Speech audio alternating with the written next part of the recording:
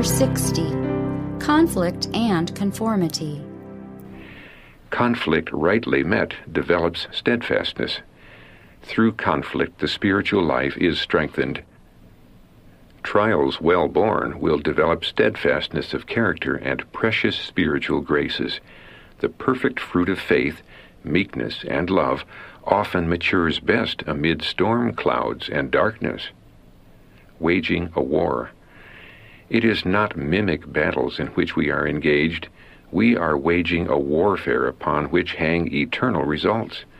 We have unseen enemies to meet. Evil angels are striving for the dominion of every human being. Conflicts not created by Christ. We are living in a solemn time.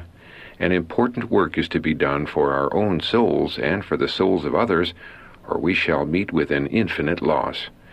We must be transformed by the grace of God, or we shall fail of heaven, and through our influence, others will fail with us. Let me assure you that the struggles and conflicts which must be endured in the discharge of duty, the self-denials and sacrifices which must be made if we are faithful to Christ, are not created by Him. They are not imposed by arbitrary or unnecessary command. They do not come from the severity of the life which He requires us to lead in His service. Trials would exist in greater power and number were we to refuse obedience to Christ and become the servants of Satan and the slaves of sin. Life is a conflict.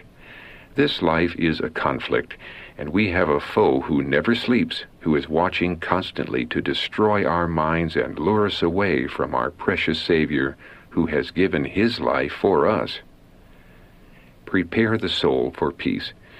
The Lord permits conflicts to prepare the soul for peace. Religious experience gained only through conflict. With energy and fidelity, our youth should meet the demands upon them, and this will be a guarantee of success. Young men who have never made a success in the temporal duties of life will be equally unprepared to engage in the higher duties.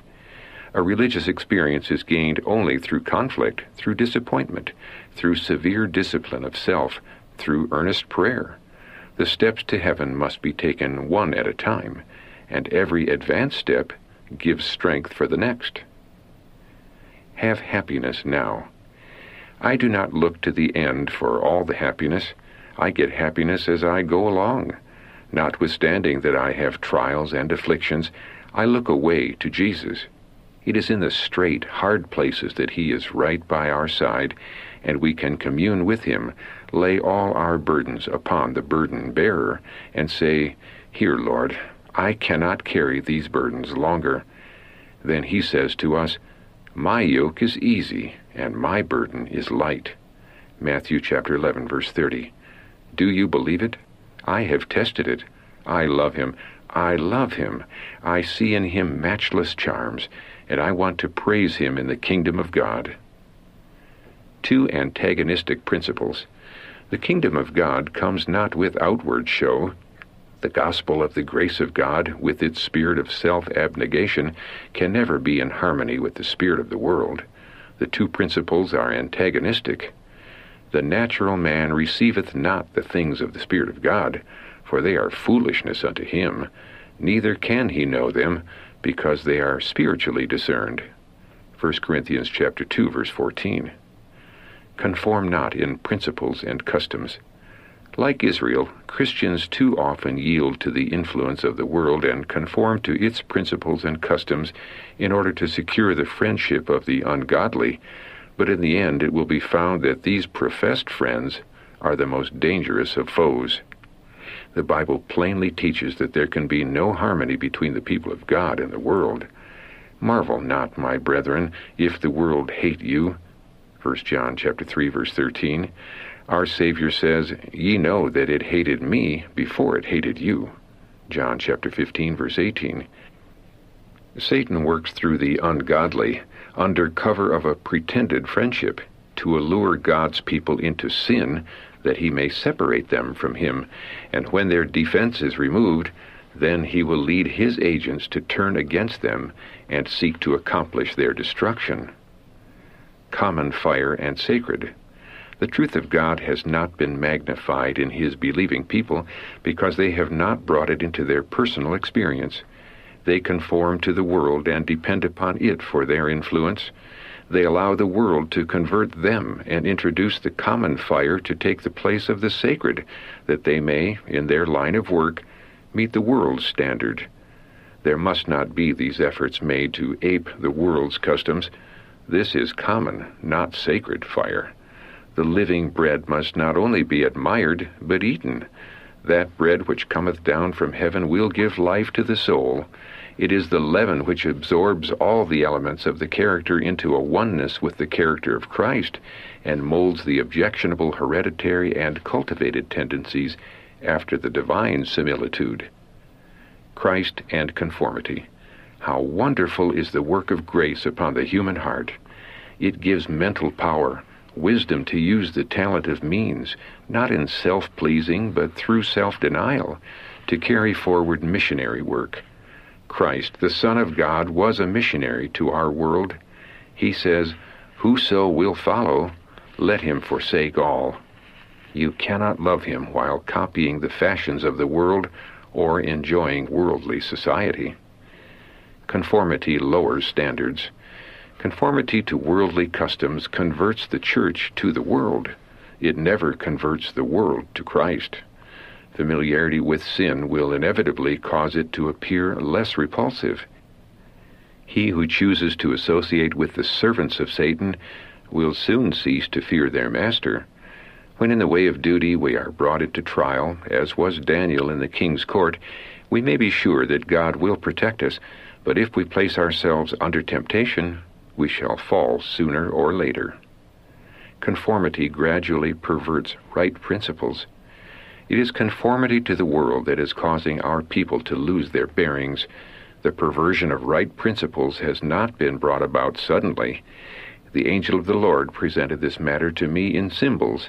It seemed as if a thief were stealthily moving closer and still closer, and gradually but surely stealing away the identity of God's work by leading our brethren to conform to worldly policies. The mind of man has taken the place that rightfully belongs to God. Whatever position a man may hold, however exalted he may be, he should act as Christ would were he in his place. In every stroke of work that he performs, in his words and in his character, he should be Christ-like. Unity, but not at the cost of conformity.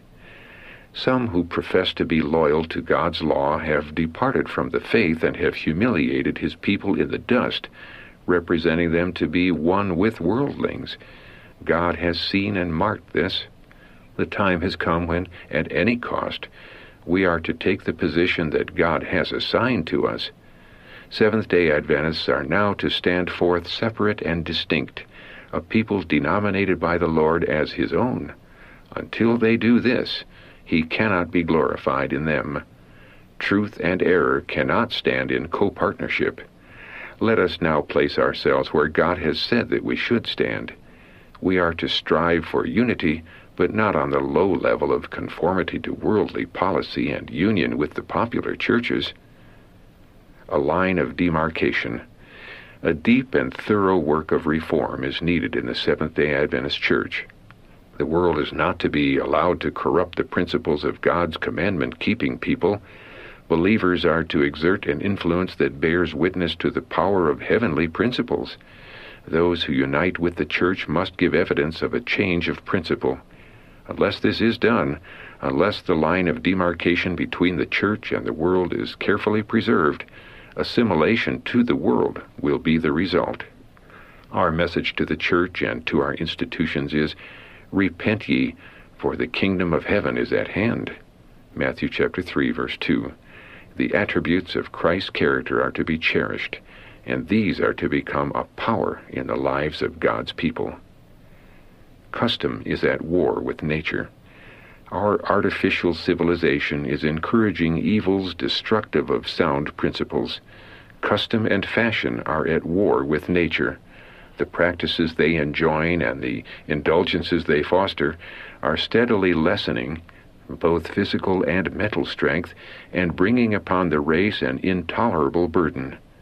Intemperance and crime, disease and wretchedness are everywhere. When principle is not violated, follow custom. When the practices of the people do not come in conflict with the law of God, you may conform to them. If the workers fail to do this, they will not only hinder their own work, but they will place stumbling blocks in the way of those for whom they labor and hinder them from accepting the truth. I beg of our people to walk carefully and circumspectly before God. Follow the customs in dress as far as they conform to health principles. Let our sisters dress plainly, as many do, having the dress of good, durable material, appropriate for this age, and let not the dress question fill the mind. Our sisters should dress with simplicity. They should clothe themselves in modest apparel, with shamefacedness and sobriety. Give the world a living illustration of the inward adorning of the grace of God. Separate from worldly customs. As God made known His will to the Hebrew captives, to those who were most separate from the customs and practices of a world lying in wickedness, so will the Lord communicate light from heaven to all who will appreciate a "Thus saith the Lord." To them He will express His mind. Those who are at least bound up with worldly ideas are the most separate from display and vanity and pride and love of promotion, who stand forth as His peculiar people, zealous of good works. To these He will reveal the meaning of His word. Reason for nonconformity, a message to believers. Why, as professing Christians, are we so mixed and mingled with the world till we lose sight of eternity, till we lose sight of Jesus Christ, and till we lose sight of the Father? Why, I ask you, are there so many families destitute of the Spirit of God? Why are there so many families that have so little of the life and love and likeness of Jesus Christ? It is because they do not know God. If they knew God, and if they would behold Him by faith in Jesus Christ, who came to our world to die for man, they would see such matchless charms in the Son that they by beholding would become changed to the same image. Now you see the wrong of conforming to the world. True principles circulating through entire system. Conformity to the world can be prevented by the truth, by feeding on the Word of God, by its principles circulating through the entire life current and working out that Word in the character. Christ exhorts us by the Apostle John to love not the world, neither the things that are in the world. If any man love the world, the love of the Father is not in him. 1 John chapter 2, verse 15. This is plain language, but it is God's measure of every man's character.